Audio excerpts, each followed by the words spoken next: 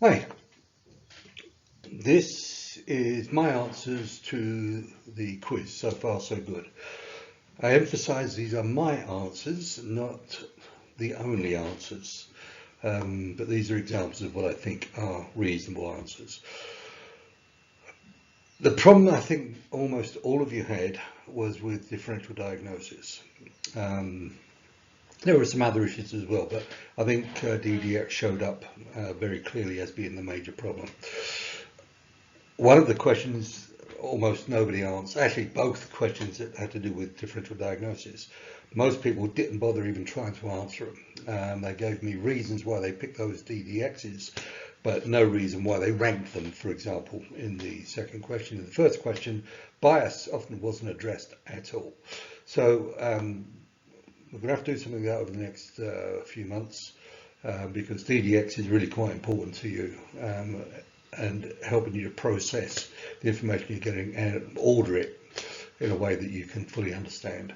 So this will be the first step in that direction, but there will be others. So let's see how we do. So this question asked for 3 DDXs for a given diagnosis. One based on bias and error specific to the diagnosis, what would lead you to that bias, one based on overlapping EISs, and one caused by a medical condition. So let's have a word about these. Bias, the point of the bias, this is the main point of the question, at least the first part of the question, was about bias, and I wanted you to think about how your bias may lead you into a mistake in decision making. And it didn't matter what the bias was you brought up, I just wanted a bias that was sensible for the diagnosis. I rarely got that. I think maybe 2 people had a crack at it. And their attempt was pretty good, actually. So it wasn't that you didn't have the information, but you just weren't processing the information. Although one person actually did do their own research, found a paper on biases in medical conditions and took a lot of from that. I think, great, they did their own research. Overlapping EISs. To be of any use, a differential diagnosis really has to be similar to the diagnosis. For example, I was given cellulitis as a differential diagnosis for the gouty knee. The only way they're similar is that they're red and they're affecting the knee. No other way. Very commonly I got things like radiculopathy, which is completely dissimilar from the diagnosis that was being applied. So it's no good just coming up with a diagnosis because that's the area it's in. They've got to be similar to be of any use to you. And then one based on a medical condition. And I did have some of you trying to work your way around this a bit. I think we all know what I meant by a medical condition. Every condition that we treat is a medical condition. The ones we consider to not be a medical condition in this perspective are those that we are licensed to treat within our scope of practice. Everything else that falls out of scope of practice we tend to think of as a medical condition and refer back. Not necessarily serious or urgent, but nonetheless not within our scope of practice. And clearly that's what I meant.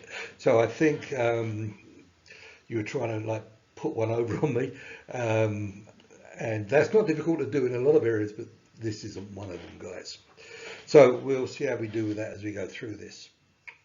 So the conditions were common extensor tendinopathy of the elbow, lumbar central stenosis, gouty knee arthritis, plantar fasciitis, and a calf tear. So we'll look at these next. So common extensor tendinopathy, radial-humeral joint dysfunction. Perfectly reasonable differential diagnosis. In fact, that is the one I put down as an overlapping EIS, as well as this. So the reason you might pick that one is because you've just been on a course and this was told you there and you've got it for the first time, and this is what you've got available to you, availability bias. But the radial-humeral joint actually is a good differential diagnosis because in many ways this does look very similar. The dissimilarity between this and common extensor tendinopathy is the fact that palpation should be negative. If you're, and it's about precise palpation. If you palpate properly, you'll be over the tendon, and that's what will be tender. If you don't do lateral palpation properly, you go straight through, palpate the radial head, that will be tender. So it's a mistake in your palpation that would lead you to this. Otherwise, these are similar. If this has got any inflammatory component to it at all, gripping things will be hurting as you compress the radial head against the capitulum. So will isometric extension. All of the tests for this will be positive, except for the palpation. Lumbar central stenosis.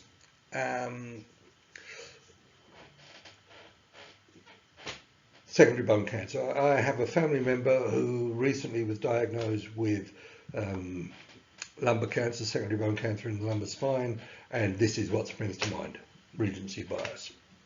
Other overlapping EIS. Spondylolisthesis is a common one. Degenerative spondylolisthesis, central back pain, sometimes bilateral leg pain, extension problems, and so on. So it can look very similar. Less common would be bilateral lateral stenosis, and it would actually fit better because your N2 on PAs would be stiff here as well. It's just that bilateral lateral stenosis is not as common as spondylolisthesis. Medical condition, pathological fracture. You'll get the same back pain and so on. Gouty knee arthritis, traumatic arthritis. That's availability bias. It's what I think of when I think of arthritis. That's what's available, and that's what I use. It's actually a really, really poor DDX, and this came up a lot. There's really no overlap there whatsoever. The intensity of everything is exponentially worse with gouty arthritis. You tend not to get redness with traumatic arthritis.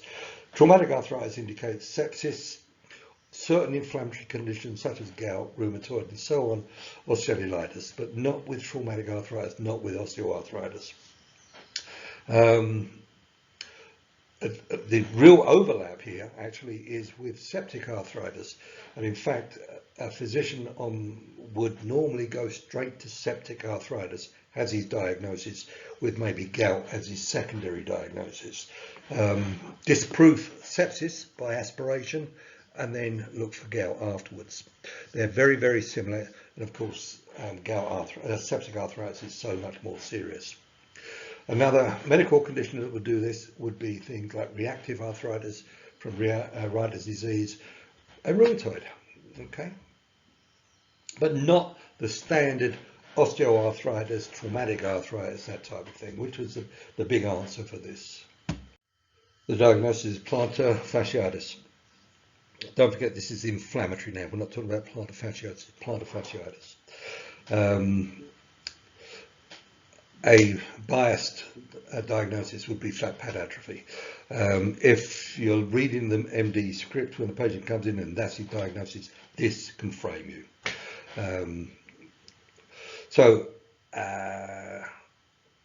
Overlapping conditions, intrinsic tendonitis, not tendonosis, but tendonitis.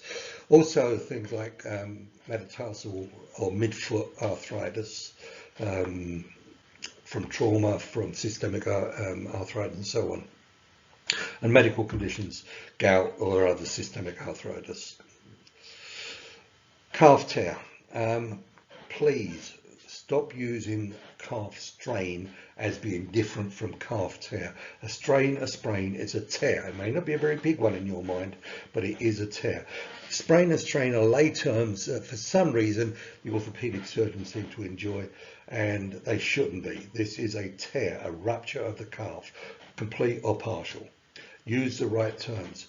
And you certainly can't use a calf strain as your differential diagnosis for a calf tear. They're the same thing.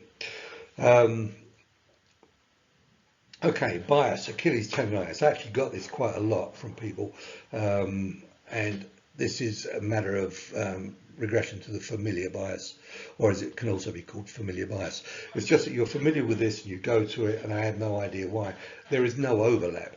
Achilles tendonitis, the pain is in a completely different area to the calf, completely different area to the calf. So there's no good reason for this other than by bias. It may be a long flexor tendonitis, tibialis posterior, for example. Medically, DVT, they can be very similar to each other, and you don't always get warmth and swelling with a DVT. In fact, often you'll get coldness because of the congestion of the venous blood. So the illness script is not always swelling and warmth. It often is there, but not always. And I saw a patient once, I kept sending back to the same doctor. He sent him for a calf tear. I asked him if they'd had a venogram.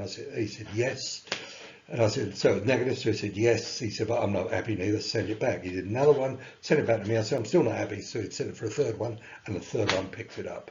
For some reason, neither of us liked the idea of a calf tear in this person. No idea why. Okay, second question. For the following groups of signs and symptoms, give the most likely diagnosis and two differential diagnoses in order of preference, and give the reasons why you chose that order. It was the second part that was completely ignored by most people. I mean, totally ignored. I think a couple of people had a go at it, but it was even inconsistent that people had a go. So you can't just not do this. You can't sort of pick and choose which parts of the question you got. That part, if you think about, if we was marking that, and this was worth 10 points, then each question would have been split into two. You've got 5 points for the first, 5 points for the second. You would have lost 2.5 points immediately by not answering that question. But this isn't just about testing. This is about making sure you understand what you're doing. So let's have a look at what the diagnoses and DDs were. So number one, pain lateral elbow, pain on use of the hand, tenderness of the common extensor tendon, and pain on isometric wrist extension. First off, lateral epicondylitis is not acceptable. First off, there is absolutely nothing wrong with the epicondyle, so this is not a pathoanatomical name, and certainly the epicondyle isn't inflamed. But your answer, epicondylitis, would suggest that you actually do know that it's common extensor problem, but you saying that it's inflamed means it's an extensor tendonitis. This isn't true. I said the most likely diagnosis, and statistically, you are much more likely to see a tendonosis here than a tendonitis. If you was a rheumatologist, that would probably reverse, but you're not. So tendinosis is what you tend to see rather than tendonitis. So let's get that right. The proper diagnosis is common extensor tendinosis of the elbow. So, excuse me, radiohumeral arthritis or dysfunction has the best overlap, and you would find out that this wasn't true simply by grinding the radiohumeral joint and getting pain from it. Second DDX would, for me, would be an ulnohumeral abduction subluxation. This can give you lateral elbow pain, and the reason I've ordered them that way is because of how similar one is to common extensor tendinopathy, and the other one is less similar. That was it, based on similarities. Okay, central and bilateral lumbar pain, pain on prolonged standing and walking, no pain on sitting, stiff end feels on PAs to the lumbar spine. I would guess that something like 40% of you didn't come up with central stenosis, even though that's almost a perfect EIS for it. And I really don't understand why. My differential diagnosis would be, especially as you've already had it in a question, my differentials would be spondylolisthesis, bilateral lateral stenosis, and this one is about spondylolisthesis, degenerative spondylolisthesis is going to be more common than bilateral lateral stenosis at the same segment, giving you a fairly uniform distribution across the back. That was it. One is more probable than the other. And then the third one was severe knee pain, extreme swelling, heat and redness, 51-year-old overweight male with past history of similar symptoms in the foot. Okay, systemic arthropathy is your best bet, simply because he's had similar sort of problems in the foot. So gout is a good one. The differential diagnosis, DVT, and the other differential diagnosis is rheumatoid. And the reason I did this is about urgency of getting things done. So we've got a very urgent condition if this is DVT than if it was rheumatoid arthritis. We can't diagnose either, so you get the DVT sorted out and then come back to gout. In fact, this question is a little bit unreal. If I had a patient coming in with a hot swollen knee, the first thing I would do is take their temperature, see if that had increased. If it had increased, then it would certainly go out. The only thing that would make me think this probably isn't a DVT is the history of symptoms in the foot previously. That's it. But if you look at all those three, they've all got the reason for ordering. And I really don't care what your reasons were, as long as they were rational. Okay, next question. Pain under the right heel pad, tender heel pad, and pain with every step. This is not plantar fasciosis or plantar fasciitis. The pain is too far posterior.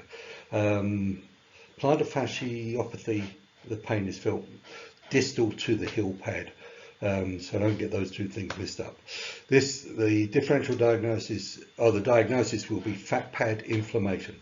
Fat pad syndrome is not specific enough. It doesn't tell you how to treat it or anything else. Fat pad syndrome could be atrophy, inflammation, dispersal, so on. This is fat pad inflammation because, as I said, the fat pad is tender. If the calcaneal was tender, then it would be fat pad atrophy. Or dispersal. You have to squeeze the fat pad and then palpate again and see which one of the two it is. So this is fat pad inflammation. Differentials, calcaneal stress fracture or fat pad atrophy.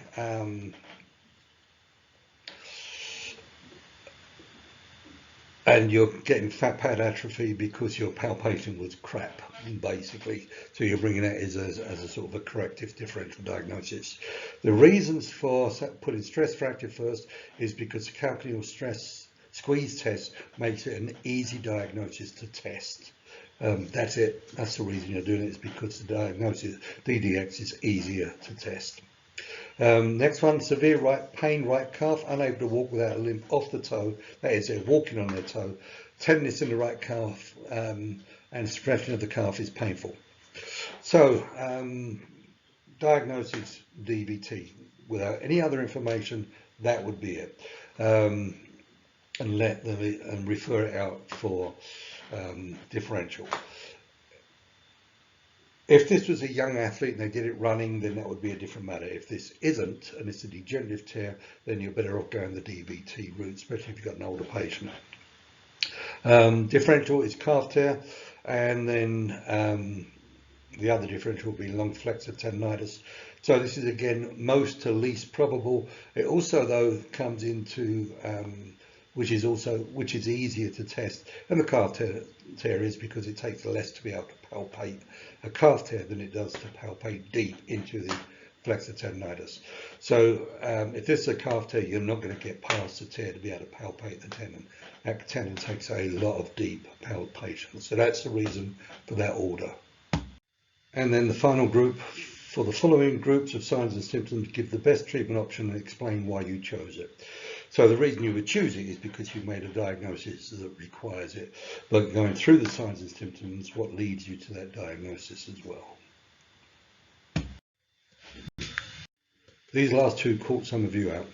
So the first one is pain over the right lateral elbow on full range elbow extension and with limited flexion and supination and loss of ulnohumeral gliding. The second one had a different pain pattern, which we'll come to in a second. This is manipulated. It's an abducted ulna. So you manipulate the ulnohumeral joint into adduction.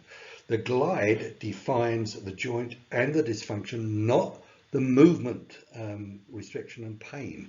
This is all about the biomechanics. So the joint glide defines what the problem is. If I found it was hypomobile on P-Pippen, the joint glide was okay, then it's not a joint problem. If I find that the joint glide is a problem, then this actually defines that it needs to be mobilized rather than stretched, as it were. Second one is pain lateral right elbow on full range elbow flexion with limited flexion and supination and loss of ulnohumeral lateral glide. This led a lot of people to say this is radiohumeral, and it's not, because the glide is still at the ulnohumeral joint and it's still lateral. So it's the same problem. The only thing that's changed is the way the pain is generated, and that will limit the movement. So it's the same problem as the one above. You manipulate it and in the same way into adduction, and everything will recover. Okay, for those of you who actually sat down and did this, whether you submitted your answers to me or not, what you should realize now is that you may have all the facts together, but when I ask you for reasoning, you'll start to have trouble. And it's because you're doing this in a formulaic fashion, the same as you did at school, I think. So you're learning facts, which is fine, but the facts have to be changed into knowledge so that you can synthesize with this information and you can come into unusual situations and use it. So the unusual situation here was about differential diagnosis, asking you to justify it and how you're going to use it, and that's where you run into trouble. We'll do more of these little quizzes, and I've also been asked to do more of them than I was planning to anyway. And I'm quite happy, if anybody wants to do this, I'm more than happy to do more of these questions, but I don't want to write the answers. It's a lot of work actually doing these answers. It takes a long time. So what I'm prepared to do is give you the questions and then organize an extra Zoom session over the one you're doing on Thursday. We'll have to come to an agreement on what day and time to do this. But I'm quite happy to do a Zoom session with you for an hour or half an hour, whatever it takes, and go over the questions live. We can make it interactive then.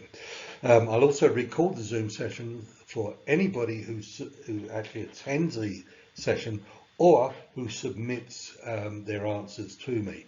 I'm probably not going to reply to the answers, but I want to look through them, and then I've got something to discuss with you on the Zoom. So if you want to do that, what I suggest is that you email me through Q&A and just in the subject line say Zoom.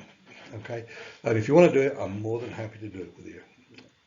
I think you'll get a fair amount out of it. We can do some other exercises as well as just these tests, but we can do some other exercises in trying to improve connections, having you choose connections, because the next bunch of modules will be exactly that. All right, guys. So take care, everybody. Bye-bye.